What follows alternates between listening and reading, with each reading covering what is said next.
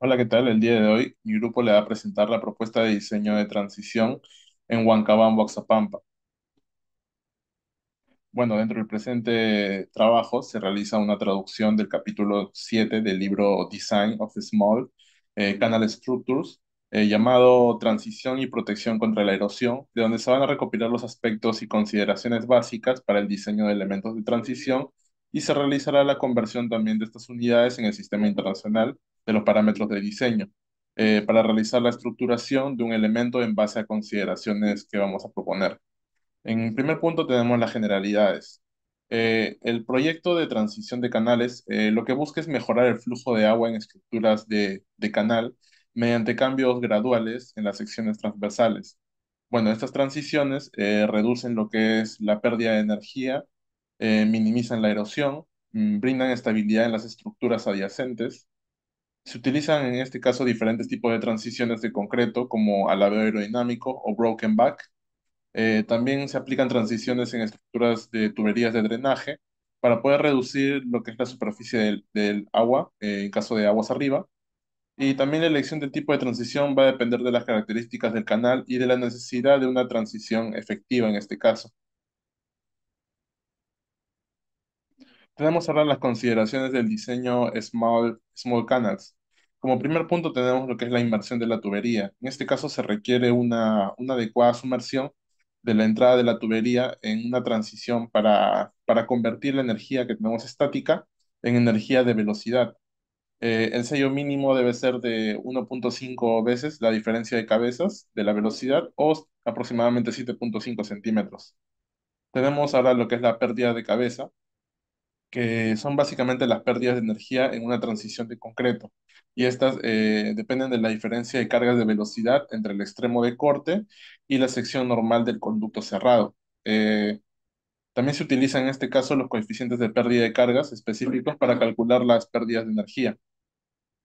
Como tercer punto tenemos lo que es el ángulo de la superficie de agua. En este caso va a ser el ángulo entre la superficie del agua y de la línea central de transición, y en este caso estos deben de mantenerse dentro de los ciertos límites, como por ejemplo 22 de un medio y para la entrada y 22 de un medio para salida. O perdón, en este caso son los diámetros, ¿no? Bueno, este es para lograr condiciones hidráulicas óptimas. Por último tenemos la erosión del canal. En este caso se debe tomar las medidas para evitar la erosión del canal aguas abajo de la salida de la estructura, y se recomienda lo que es la utilización de diferentes tipos de transiciones de salida según la velocidad que tengamos del flujo de agua, así como las transiciones a tierra, del concreto con los deflectores o estanques tranquilizadores. Esto va a depender de la velocidad de la tubería. Luego tenemos en este caso, como otras consideraciones, cada tipo de transición. Tenemos en total 5 transiciones. El primero es el broken back. Se utilizan en estructuras de en línea y tienen la conducción, perdón, tienen una longitud de transición igual a 3 veces el diámetro de la tubería aproximadamente. Como transición tipo 2, se utilizan en estructuras de alcantarillas de drenaje transversal y permiten lo que es la velocidad del flujo de tubería completa de hasta 3 metros por segundo, y también proporcionan un control hidráulico en la cabecera de entrada, y también tienen dimensiones específicas para poder garantizar el francobordo adecuado en el que es el canal. Tenemos también la transición tipo 3. En este caso se utilizan para capacidades de 0.45 a 2 metros cúbicos por segundo, y esto se da en casos de diámetros de tuberías de entre 60 a 90 centímetros. Estos también proporcionan el control de lo que son las paredes de entrada y tienen dimensiones que aseguran un francobordo adecuado en el canal. Tenemos el penúltimo, que sería el transición tipo 4, que en este caso se utilizan con velocidades de flujo de tubería completas, llegando hasta ya los 3.65 metros por segundo, y tienen una entrada de tubería de flujo libre. Por último, tenemos el tipo 5, que son extensiones de revestimiento de hormigón del canal, y esto se va a utilizar cuando las pérdidas de carga mínima no es un factor. Tienen dimensiones específicas y se utilizan con tuberías de hasta 90 centímetros de longitud. Ahora vamos a pasar a lo que es nuestra propuesta de diseño de transición en Huancabamba. Bueno, en este caso tenemos lo que es la ubicación. nos vamos a ubicar políticamente, como en el departamento de Pasco específicamente, dentro de la provincia de Oxapampa se encuentra el distrito de Huancabamba y su localidad también, o centro poblado de Huancabamba. Con respecto a la ubicación geográfica, está ubicada en la altitud de 1729 y ahí podemos ver las coordenadas, ¿no? Está ubicada en la zona 18, es 18 Sur. Por último, tenemos lo que es la ubicación hidrográfica, que se encuentra dentro de la cuenca de Pachitea, en la subcuenca de Chorobamba. Tenemos lo que es ahora nuestra problemática. Bueno, en este caso, el problema principal es que existe una falta de estructura adecuada, en este caso, para el paso de la quebrada, porque como podemos ver en la imagen, que está encerrado por un círculo amarillo, se tiene un paso de esta quebrada, pero es de manera natural. Entonces, debido a su tipo de suelo, que en este caso es el S3, este se puede llegar a debilitar con el tiempo. Igualmente, como ya había mencionado, ajá, tiene un paso de tierra natural que este está propenso a colapsar con el tiempo. Y también lo que va a hacer el paso del agua va a hacer que se aumente la inestabilidad en el terreno. Tenemos ahora lo que es el estudio hidrológico, que en este caso se ha empezado importando lo que es las curvas de nivel, importación de la cuenca. Estas curvas de nivel lo hemos trabajado con el programa ArcGIS y también una vez tenemos las curvas de nivel que se ha extraído de ahí, vamos a pasarlo al AutoCAD para poder delimitar la cuenca, ¿no? En este caso podemos ver que se ha obtenido un área de la cuenca de 12 kilómetros cuadrados. Pasamos a lo que es determinación del coeficiente de escorrentía. En este caso, este coeficiente va a variar con respecto a tres factores. Uno es el factor de extensión de la cuenca, otro es el factor de la lluvia media anual y por último el factor de pendiente de la permeabilidad del suelo. En este caso, tenemos el cuadro que nos indica según la extensión que hemos recopilado. Y la extensión en este caso, como era de 12 kilómetros cuadrados, hemos tomado el rango superior a este, que va a ser de 20 kilómetros cuadrados en este caso. Entonces, el K1 que vamos a obtener es de 2,45. También tenemos que la lluvia media anual es de 300 y efectivamente, lo vamos a ver a continuación, que la lluvia del promedio va a ser de 300 milímetros. Entonces, el K2 que obtenemos de acá es 0,50 y como nuestra cuenca es de tipo ondulada, se va a tomar un valor de entre 0,5 a 1,2 y en este caso hemos tomado el valor de 0,7. Entonces se realiza la multiplicación de estos tres valores por 0,25 y obtenemos que el C, que es el coeficiente de escorrentía, es de 0,21. A continuación tenemos lo que es el estudio hidrológico, que vamos a tener que hallar con respecto a las precipitaciones que tenemos. Podemos ver el cuadro de los datos que están a colores, que tenemos las precipitaciones desde enero hasta diciembre. Este es de data que se ha tomado desde el año 91 hasta el 2021 y tenemos el cuadro, ¿no? Aproximadamente las precipitaciones varían entre 300, entre 100, 150 hasta 439 aproximadamente. Entonces, ¿qué vamos a hacer con estas precipitaciones? Tenemos la fórmula que es en este caso, que es el coeficiente de escorrentía por la precipitación por el área, ¿no? De lo que es la cuenca sobre un factor que es 2,6700 o 2,6784 por 10 a la 3 que representa esto el cambio, ¿no? de mes a segundos. Y así obtenemos el cuadro que podemos ver a la derecha, que es de el, las precipitaciones por meses y el caudal que se obtiene, ¿no? Siendo constantes las precipitaciones y también el área. No, perdón, en este caso el caudal es correntía y el área, y siendo diferentes las precipitaciones. Así obtenemos que como máximo caudal tenemos en el mes de enero, que va a ser de 0,42 metros cúbicos por segundo, y con este se va a realizar el diseño a continuación. Para el análisis de carga se tienen en cuenta dos criterios. El primero de ellos, cuál es la presión que va a ejercer de por sí el suelo. Y el segundo de ellos, cuál es la presión que puede ejercer un vehículo de diseño debido a la sobrecarga HL93. ¿Por qué? Porque el trazo por el que se emplaza la alcantarilla cruza perpendicularmente un tramo de carretera donde podemos suponer que en este tramo se van a ejercer presiones adicionales debido a una fuerza distribuida propia del camión, del vehículo de diseño. En este caso, se tiene una fuerza distribuida de 9.3 kN por metro en una longitud de 1.8 metros, que nos da una presión de sobrecarga de 5.16 kN por metro cuadrado. Y ahora, ¿qué tenemos que hacer? Tenemos que calcular cuál es la presión que ejerce el terreno. Para esto se necesita el peso específico. En este caso, para un suelo arcilloso es de 14 kN por metro cúbico, que a una profundidad de 1.2 metros nos da una presión de suelo de 16.8 kN por metro cuadrado. Entonces, ¿qué estamos asumiendo? Que vamos a sumar estas dos presiones y nos da una presión total de 21.96 kN por metro cuadrado. Esta la vamos a generalizar para toda la longitud de la alcantarilla para facilitar el diseño y también asumir una condición más crítica. Entonces, ahora, ¿qué tenemos que hacer? Tenemos que calcular las presiones que ejercen el suelo, pero sobre las paredes laterales de la alcantarilla. Y para ello tenemos que utilizar el ángulo de fricción interna del suelo, en este caso de 30 grados. Y con ello calculamos cuál es la presión activa del suelo. En este caso, para la zona superior, a una profundidad de 1.2 metros, se tiene una presión de 5.54 kN por metro cuadrado. Y para la zona inferior, a una profundidad de 1.8 metros, se tiene una presión de 8.32 kN por metro cuadrado.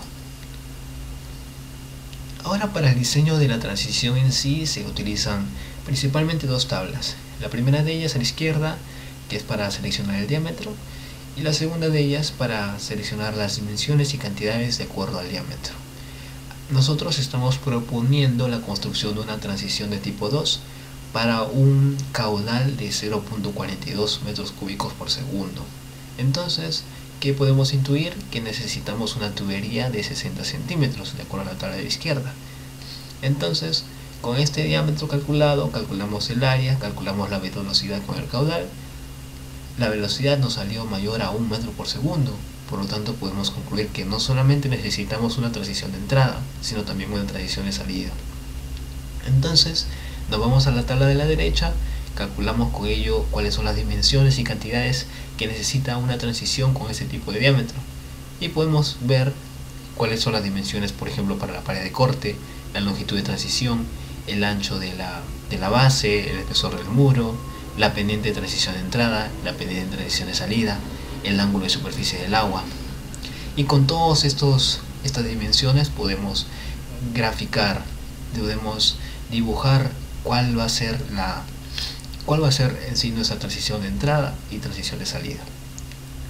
Aquí podemos ver ya dibujadas ambas transiciones, y adicionalmente podemos ver una distribución inicial de los aceros, en este caso de 1 pulgada, continuo longitudinal en cabecera y muros laterales, y distribuidos cada 30 centímetros.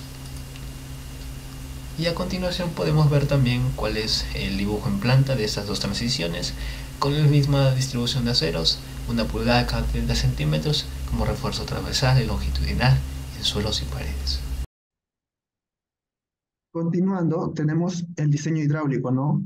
Para el diseño hidráulico tenemos la geometría de la tubería circular, ¿no? En este dibujo podemos ver el esquema, ¿no? De las dimensiones que va a tener, ¿no? Esta tubería. Tenemos el diámetro, el tirante, el radio y el ángulo, ¿no? Pero para calcular la tirante se necesitan los datos previamente calculados, ¿no? El diámetro de 0.60 metros, una pendiente de 1% y un coeficiente de Manning de 0.014 debido a que estamos utilizando una tubería de concreto, ¿no? Liso. Y bueno, con estos datos podemos sacar que el radio es 30 centímetros. Colocamos, hallamos el alfa en función de la tirante, sería el arco seno del tirante menos el radio entre radio, el ángulo teta, que es pi por 2 alfa, el área y el perímetro, ¿no? Con estos datos ponemos en función de y utilizando la función objetivo, calculamos que el tirante es 0,269 metros para un caudal de 0,24, que es el que hallamos anteriormente. Tenemos también el área de 0,124 metros cuadrados, un perímetro mojado de 0,887 y un radio hidráulico de 0,14. Para la geometría de cajón de alcantarilla, bueno, tenemos este esquema para identificar no, los datos, ¿no? Tenemos como dato, como pendiente 1% y también el mismo coeficiente de Manning que es 0,014. Calculando así, de esta manera, con la fórmula de Manning, finalmente el ancho, ¿no?, del canal, que va a ser de 0,50 metros, para tener para tener el mismo tirante, ¿no? 0,269 metros. Eso es todo.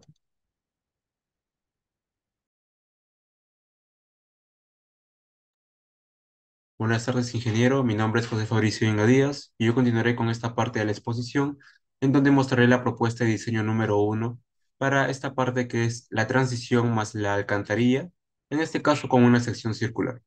Lo primero que haremos será hacer un modelado. Para esto nos apoyaremos en el software ETAPS, como pueden ver en la imagen de la derecha.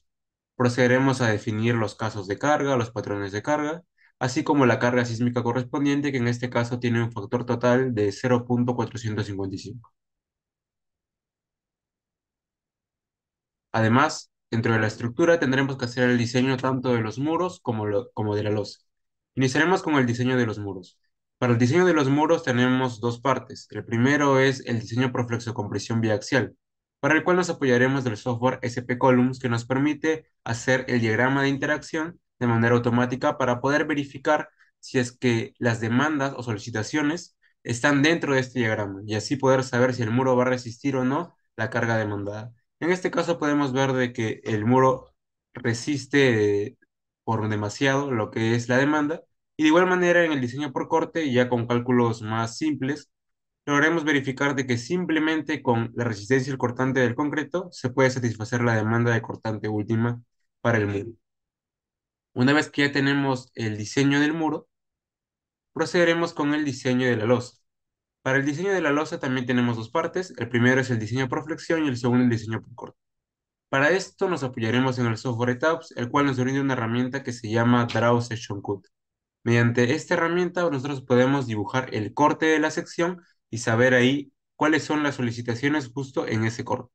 Mediante esta herramienta podemos determinar así que en el diseño por flexión se satisface la demanda requerida y en el diseño por corte también se satisface la demanda requerida.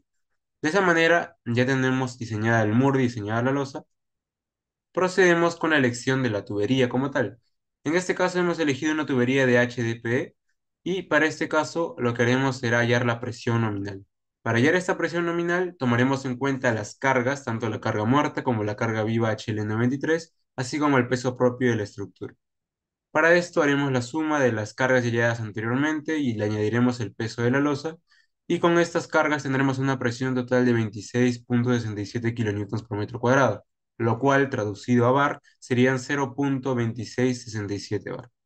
Con esto podemos ingresar a la tabla que se muestra a la derecha y poder elegir una de las presiones nominales que puedan satisfacer esta demanda. En este caso sería la presión nominal 4, y de acuerdo al diámetro escogido, el cual era de 24 pulgadas o 0,61 metros, podemos escoger así un espesor de 15,4 milímetros y un peso lineal de 30,82 kilos. Una vez que ya tenemos todo listo, procederemos a realizar los planos, los cuales se pueden ver en pantalla. Así podemos ver a la izquierda el plano de sección y a la derecha podemos ver el plano longitudinal, donde podemos observar la malla de temperatura requerida para la losa y también podemos ver los refuerzos necesarios. Eso sería todo por mi parte. Les paso con mi compañero que entraría con la siguiente parte de la exposición. Muchas gracias.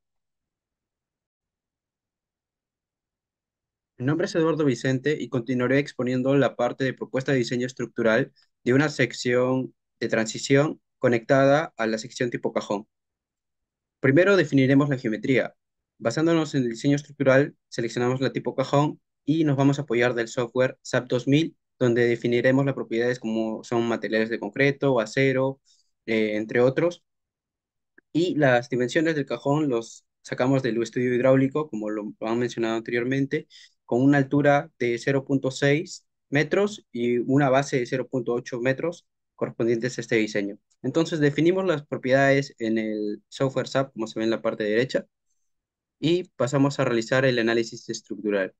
En el análisis estructural lo que vamos a considerar es un camión de diseño que es el HL93 y las fuerzas de empuje del terreno, ya sean en dirección de la gravedad o fuerzas laterales, así como también para la parte de la losa de cimentación que va a tener un empuje hacia arriba.